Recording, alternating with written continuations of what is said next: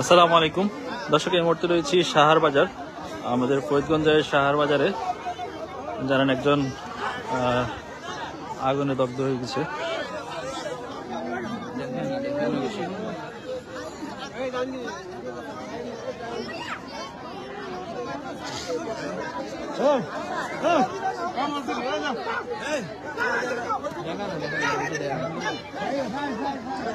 Already দোকানে আগুন লেগে একজন মারা গেছেন। আমরা পুরো চেহারাটা দেখাচ্ছি না, দেখছেন।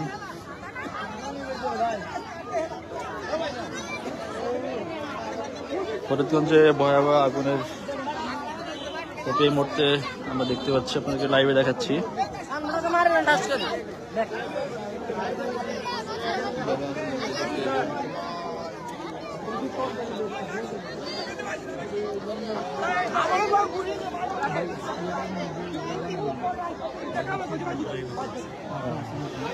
কে আছে?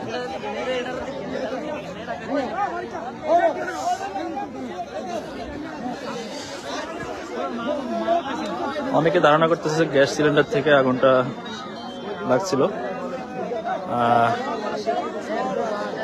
দোকানে যে কর্মী ছিলেন উনি আগুনে দগ্ধ হয়ে মারা গেছেন অলরেডি।